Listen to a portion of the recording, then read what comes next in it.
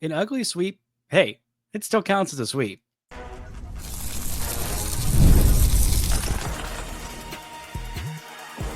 You are Locked On Rangers, your daily Texas Rangers podcast, part of the Locked On Podcast Network, your team every day. You are locked onto the Texas Rangers, the first and best daily Rangers podcast. I'm Bryce Patrick, a cripplingly addicted Texas Rangers fan, covering this team for 12 seasons, including all 7 as the founder and host of this podcast. Thank you all so much for making Locked On Rangers your first listen every single day. If you not already, can follow me on Twitter at Bryce Patrick. You can follow the show at Locked On Rangers. Hit subscribe on your favorite podcasting platform and on YouTube, where the best way you can help grow the show is to comment nearly any single thing below. Now, on today's show, we're talking about Kumar Rocker being back in the majors, another injury to this Rangers rotation, the offense coming back down to earth, and yet still the Rangers sweep the Chicago White Sox. And I believe this might be the final time that the Rangers play the White Sox. And if that is the case, then the Rangers have won the season series against these not very good South Side Sox in an ugly win. All 3 were not the most pretty wins for the Rangers this weekend, but hey, all that matters is the wins. The Rangers go 3-0 this weekend, 2 1-run wins, 1 2-run win in the bullpen game on Friday. We'll talk about that more a little bit later on, but the Rangers have won 7 out of their last 8 ball games since that shutout loss against the Nationals. This team has been just winning. And yet, unfortunately, ahead of them in the division is the Houston Astros. And the Rangers, they're 7-3 in their last 10 games, and they've actually lost ground. They've lost 1 game in the AL West race. They are still 5.5 games behind the Houston Astros, now just a game behind the Seattle Mariners. But all 3 of the top, 4 out of the 5 teams in the AL West this weekend swept their series in the A's, the Rangers, the Mariners, and the Houston Astros. But the Rangers just keep on winning. They have a day off, thankfully, to rest their bullpen after it was very, very taxed this weekend with the bullpen game on Friday. Kumar Rocker coming up on Father's Day, pitching 5 shutout innings in some of the best that he has ever looked. This was a really great game from Kumar Rocker on Sunday afternoon, going 5 innings, battling through cramps, drinking the most pickle juice I've ever seen anyone drink on a major league mound. 5 innings of shutout balls, 6 strikeouts, no runs, 4 hits, 1 walk, and lowers the season ERA now down below 8. Thankfully, Jacob Webb comes in. He gets an inning of work, allows an inning and a third of work, allows a home run, nearly a home run that was robbed. But Kumar Rocker was the story in this Sunday game, coming back up after the Rangers placed Tyler Mahle on the 15-day IL with shoulder issues, shoulder fatigue, which was what shut him down last year. That was kind of what ended his attempt at, coming back. He had 3 starts where he didn't look great last year. And this is a little bit of a worrying sign, especially since when Rangers PR tweeted out this move, they just said Tyler Mahle is placed on the IL. They didn't say what it was with. I don't understand that. The Rangers have been very what's the opposite of transparent? They've been very parent with their injuries this year. They have been purposefully obscuring what feels like obvious truths about how long each of these starting pitchers is going to be out. It's been with basically every injury outside of the John Gray injury. And pretty much every other pitching injury the Rangers have had this year, they have been out significantly longer than the Rangers initially said. When Cody Bradford first went down with the elbow inflammation, with the elbow issues, they said, we missed the worst case scenario. We're not as worried. It's pretty good news. And here we are, more than halfway through June, and Cody Bradford has not yet even started a rehab assignment. Now, thankfully, he did avoid the worst case scenario. He is healthy. Eventually, some point this season, he will be coming back. They're saying it's July 4th, but I'm highly doubting that with how untruthful it feels like they've been with their pitching injuries. When Jack Leiter left the game with a blister after 5 stellar innings in Cincinnati, they said, he won't miss a start. He was out for about a month. Same thing with Kumar Rocker. He missed some time. They said, okay, well, he was pulled from that game. They said, okay, well, he shouldn't miss too much time. Then he was also out a month. Now, Tyler Mahle is on the IL, and they have no definitive timetable for return. And that makes me incredibly worried because if they're not even giving a definitive timetable to give a more optimistic hope for Rangers fans, then what is that actually saying? And it was the same thing with the injury to Nathan Eovaldi. Now, I'm not saying that they intentionally just covered up all these things, but it was definitely misleading the way that they were going about these things. When Eovaldi was pulled from that game, they said, "Oh, he won't have to miss any time. He probably could have pitched through it, but it's fine." And now here we are. And then they initially, when they put him on the 15-day IL, they said, "Oh yeah, no, he'll definitely be back once those 15 days are up." And then we hit the 15 days that were up. And well, he wasn't even throwing a live bullpen yet. He threw a bullpen this week, and he's trending in the right direction. They say he's going to have to throw a live bullpen against hitters at some point, maybe this week. And then the Rangers will go from there, deciding if he needs to throw another live bullpen or if he needs a minor league rehab start or if he can just rejoin this rotation. Because right now, with Mahle on the IL, even with calling Kumar Rocker back up, the Rangers have 4 starting pitchers. 4. And 2 of them are rookies that are showing some signs of struggle. They've shown some signs of brilliance. Kumar Rocker's latest start was very, very encouraging. Him doing the main thing that I wanted him to do that I thought would make him a better, more effective pitcher. Because he's got 3 versions of that breaking ball. He's got now the cutter version, which is the most recent to be unleashed, and it has looked very, very good at points. He's got the curveball version, which is basically almost entirely of what he threw last year when he made his big league debut. It's a very, very good pitch. That one's in the upper 70s to around 80, 81 miles an hour topping out. The cutter averages around 90 miles an hour. And then he's got the slider version, which he used a lot early on in this year when he was having a little bit of success, even when he wasn't having success. But what Kumar Rocker would do is he'd pick basically one version of that breaking ball, one version of his 2 fastballs, the 4-seamer or the 2-seamer, and he'd just kind of be a 2-pitch pitcher. And that's fine and dandy if you're a 1 or 2 inning reliever, if you're only seeing a lineup one time through. But if you want to be a starting pitcher, then that doesn't really function. And whenever he'd have one bad pitch of one version of one of these breaking balls, he would kind of just avoid it. But he didn't do that in this start. He actually threw all 3 versions of his breaking balls multiple times. Now, he only threw 1 changeup in this one. He only threw 2 sliders, but the sinker, the 4-seamer, he threw about the same number of times. Same with the cutter and the curveball. All of the 4-seamer, sinker, cutter, curveball, all of them between 29 and 20% of his pitches. So about a quarter for all of those pitches. And they all worked very well off of each other. They all look very different. And if you don't know what type of pitch he's going to throw, if you can't eliminate one of those pitches, if you can't just pare him down to a 2-pitch pitcher, that makes him that much more effective. Even if on a given day he didn't have the best feel for, one of those versions. Say he just uses 2 of the versions of that breaking ball. Say one day, okay, it's a cutter slider kind of day, or okay, today's a cutter curveball kind of day, or a slider curveball kind of day. That makes him just that much more effective, even if one of those 2 breaking balls isn't the most crisp version of itself. It makes all those other pitches that much better, and even makes his fastballs better. I mean, the 4-seam fastball had some really good life and some better shape than usual. I mean, the vertical break, the induced vertical break was, fine in this one, and it played up. He got a couple of whiffs on that 4-seam, got a couple of whiffs on the sinker, got 3 whiffs on the cutter.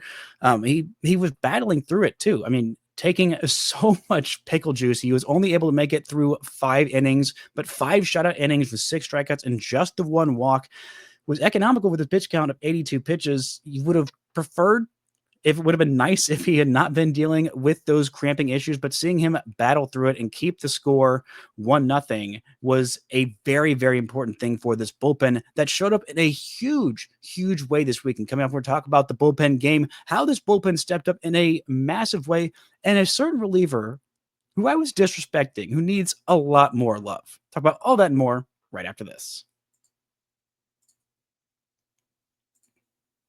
This show is brought to you by OpenPhone. If you're running a business, you know that every missed call is money left on the table. Think about the last time you had a service emergency, like a pipe burst. If the first plumber didn't answer, did you wait? No, you call the next one. That's why having a reliable business phone is so important. That's why you need OpenPhone. OpenPhone is the #1 business phone system that helps you streamline and scale customer communication, all from an app on your phone or computer. Your whole team can share one number and respond to customers like a shared inbox. No more, who's handling this? And the AI agent handles after hours calls, answering common questions and captures leads so I never miss a customer again. OpenPhone is offering Locked On Rangers listeners 20% off your first 6 months at openphone.com/lockedonmlb.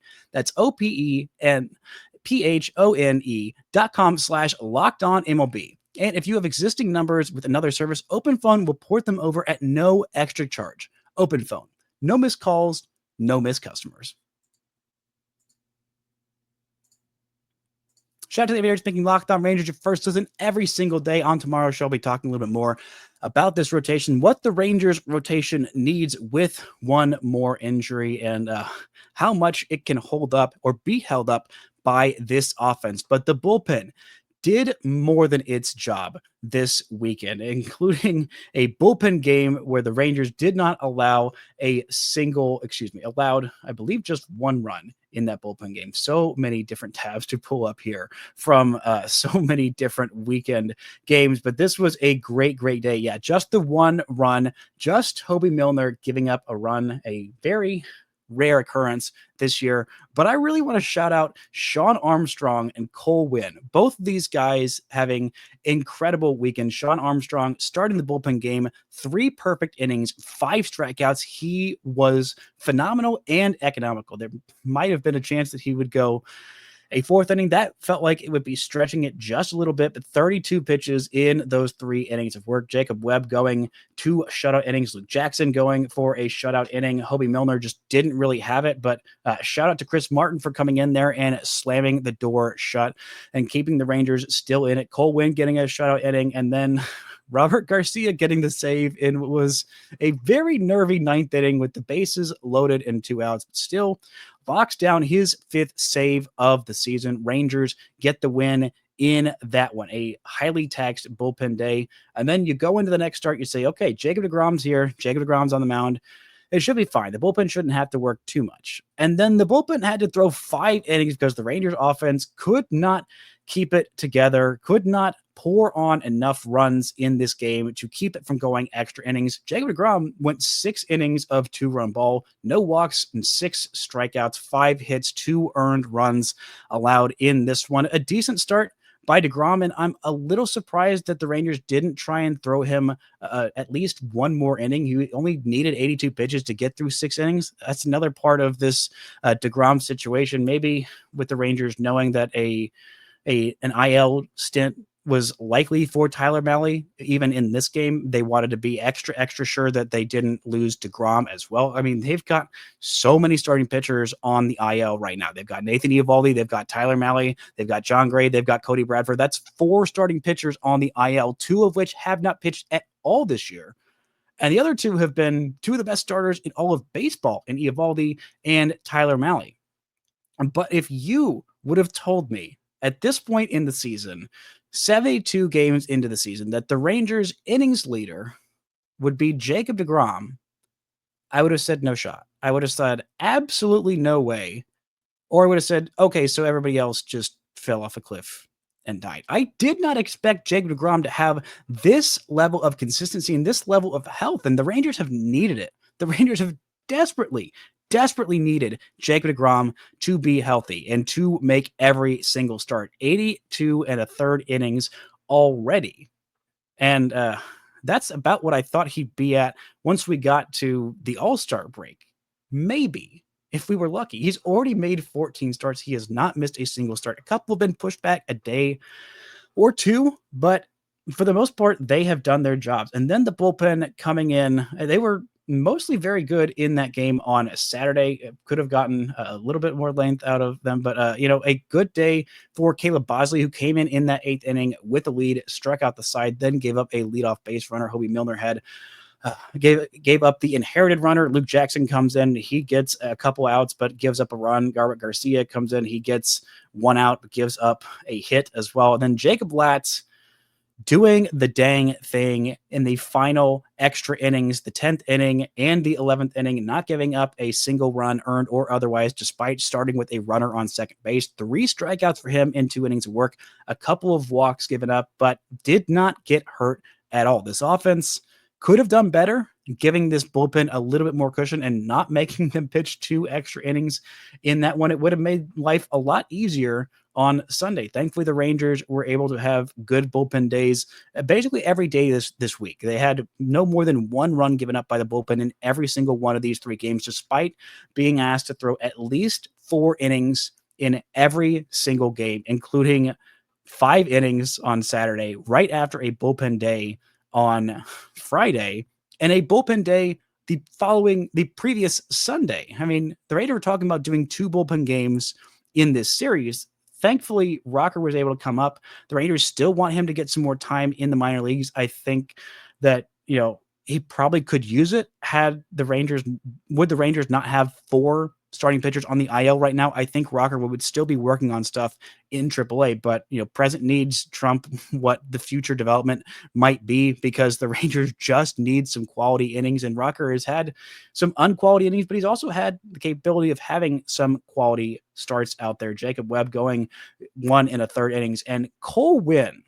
What a weekend. What a season so far for Cole Winn. Also want to give a shout out to Luke Jackson closing out the save, his 9th of the season, lowering his ERA now down below 4. But Cole Winn coming in a tough situation, runners on first and third with just 1 out, a ball in the air to the outfield, scores a run and ties up this game. And maybe the Rangers have to go to extras again, which is the last thing they would have wanted in this Sunday game.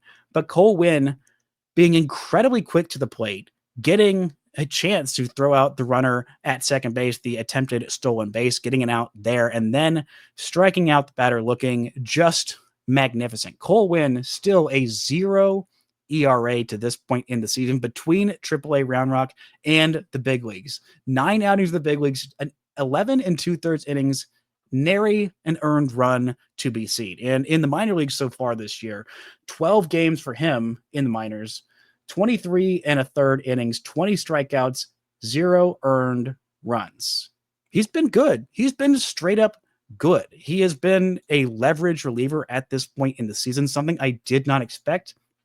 Last year, he came up, made his big league debut. I thought, okay, nice for Cole Winn. He's a big leaguer. He got some outings under his belt. He was, he had some moments. The Rangers needed him, and then he imploded, because he just does that occasionally, because he had done that in the past. It kind of felt like a matter of time. This feels like a matter of time this year until he does that, but he hasn't. And I got to give him all the love, all the props in the world. In his first 5 games, he was just absolutely dominant in the big league, striking out nearly 1/3 of the batters that he faced. Heck, he didn't even allow a hit in his first, at least 6 games. The first month that he pitched in the big leagues last year was 5 games, no hits, 7 strikeouts in 22 plate appearances, just 1 walk. It was just nails. Then eventually batters started figuring things out a little bit against him, but he has battled back. He has gotten himself back to being a guy who could be important to this Rangers team right now. He's got a .4 WAR so far in just 9 games. He has been important to this Texas Rangers team. And, despite some of the advanced stuff not looking as pretty about Cole Winn, he's got something about him. There is something there in Cole Winn that I think the Rangers need. He is not just under contract for this year. He could be here for a while if the Rangers have another decent homegrown reliever that they didn't necessarily expect to be this good. That is important, not just for this year, but for years to come. And for Cole Winn, it has been a very, very rocky road. But this outing and the other outing that he had this weekend, they were big. The Rangers needed those outs, and they were high stress, high leverage outs. And he came in and was absolutely nails. That is a hugely great sign for him and for this Texas Rangers team. And I'm just really happy for this kid who, I had a lot of hope for. He had a lot of hype and a lot of expectations for him, and things really went off the rails. And I'm just so encouraged to see this kid get himself right, get himself back on course. Because, for a while after those, 2 rough seasons, basically in the wilderness in AAA, I thought, okay, this doesn't seem like a kid who's going to figure it out. This seems like a kid who's just lost it. I don't know what happened. He just kind of lost the ability to throw strikes, or at least quality strikes, because the only strikes he was throwing were pitches that were getting hit over the fence. But he's not doing that anymore. He's looking good. He's got good stuff. He's got a kitchen sink. It's not, he's not going out there and throwing 101 miles an hour by guys, but he's still got a starter's arsenal and something that you don't expect from a reliever to come in there and have, 5, 6 different types of pitches that, none of them are double plus pitches, but they're all, about average at least pitches. And so just having that ability to keep hitters off balance in a larger arsenal than a reliever would typically have. That's why some of these converted starters can have so much success so quickly in the bullpen. And that's what's happening for Cole Winn. And I'm really hoping that it's going to sustain. Coming up, we're going to talk a little bit about this offense having some struggles after their best offensive series of the season. Coming up a little bit shy. Are they going to bounce back against this Royals team? We'll talk about that and more right after this. This show is brought to you by Supply House. Get the supplies you need from the site that's made for the skilled trades. Supply House. Whether you're in plumbing, HVAC, or electrical work, Supply House is the reliable way to order products online. Their easy-to-use website is packed with helpful resources and the latest product info to help you get the job done right. Plus, with a complete inventory of over 200,000 parts from 400 plus top brands, you'll find exactly what you need delivered fast from coast to coast. Need help with an order? Supply House offers expert support and industry-leading service, so you'll always talk to a real person. And for the trade pros looking for an extra edge, their free Trade Master program offers exclusive perks, like a dedicated phone line, free shipping, and discounts on every order.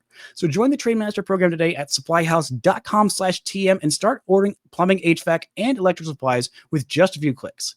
Plus, use promo code SH5 for 5% off your first order. That's supplyhouse.com.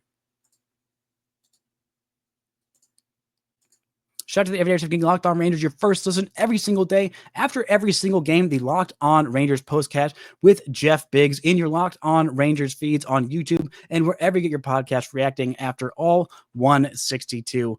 And these were some tough games for the Rangers, some hard-fought games, some just not great offensive games, which was kind of frustrating to see. I mean, this White Sox pitching staff, this is kind of what they've done all season. They have been better than expected, but they're still not all that great. I mean, getting the starter Mike Vasil on Saturday out after 4 innings and making that bullpen work so incredibly hard, they could have done a lot better. What was most frustrating to me was how many at-bats the Rangers had with runners in scoring position that they not only couldn't get a hit, but they also couldn't have even a productive out. So many times with runners at second and third with fewer than 2 outs, and the Rangers just struck out. When a ball to the outfielder, heck, even the right type of ground ball, just a ball in play might have gotten the run home, and they just missed out on times like that again and again and again. A situation where the Rangers had runner on second and third, and just 3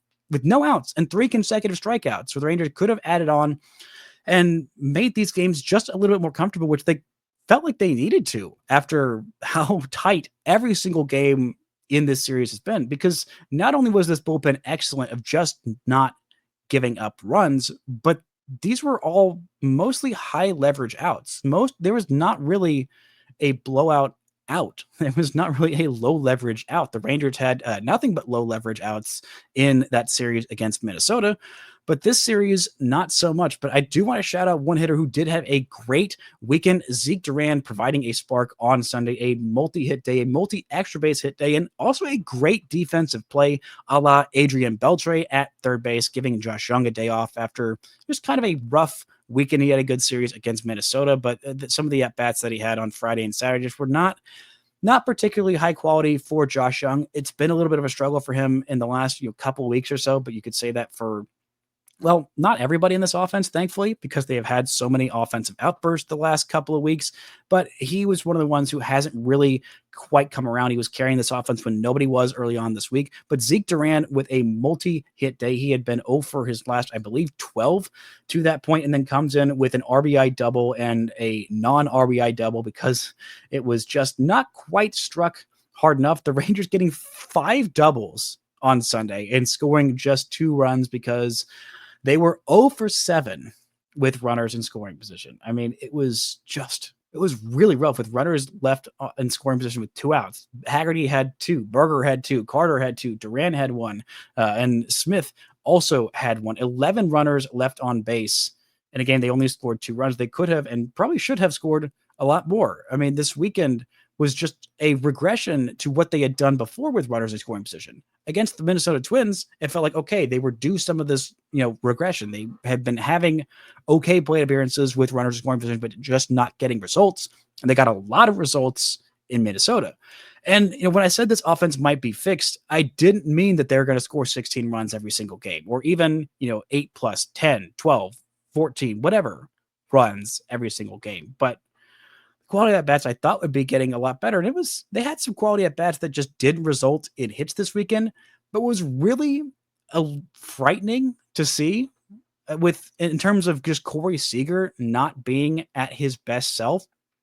Seeing anybody intentionally walked to get to Corey Seager, I know it was a left on left matchup, and Wyatt Langford for his career has been pretty darn good against hitting lefties, but intentionally loading the bases to get to Corey Seager, when he's at his best, Seager is great against left-handed pitching, but this year he has not been. He hasn't been all that great against really much of anybody for the last couple weeks since he's come off the IL. He's done a better job of walking, but the extra base hits haven't really been there. He hasn't hit a home run since he's been activated off the IL. He has not hit particularly well with runners in scoring position.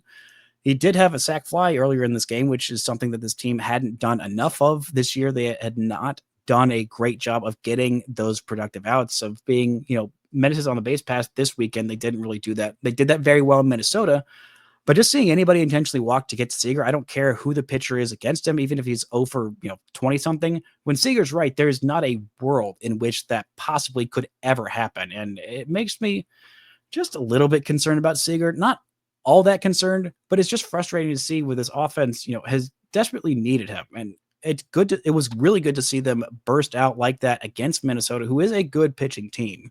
I mean, look what they did for the most part against Houston this weekend. They lost a couple of one-run games, but their rotation definitely bounced back, and they've got a good bullpen. The Rangers just got to them in a big, big way the middle of this past week. Hopefully the Rangers can do that again this series against the Kansas City Royals, whose pitching staff is a little bit better than Minnesota, but their bats are hopefully not going to be causing too much pressure on this Rangers starting rotation that is a little bit up in the air for what it's going to look like this series against KC. But it's good to see Zeke Duran getting back and getting into it. Evan Carter had a little bit of an injury scare after an incredible diving catch that ended up hurting his finger just a little bit. He was out on Saturday. That was a Friday night diving catch, an incredible bit of defense. Evan Carter continues to be a stellar defender out there in center field, and having him back in the lineup on Sunday, getting back into the action, was a great, great sign to see for sure. Adolis Garcia having a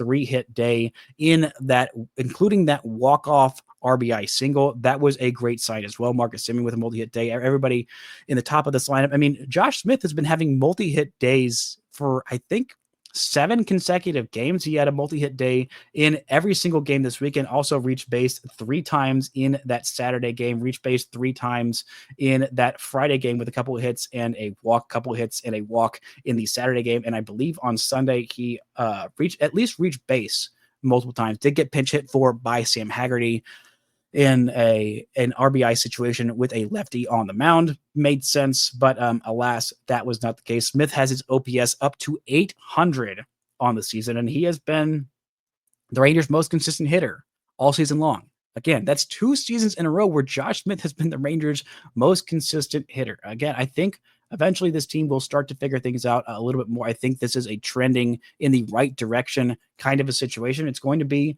a little bit of tough sledding this weekend against the Royals. They have, if not for the Rangers, I think the best pitching staff in the entire American League. The Tigers, the Royals, the Rangers, I think are up there.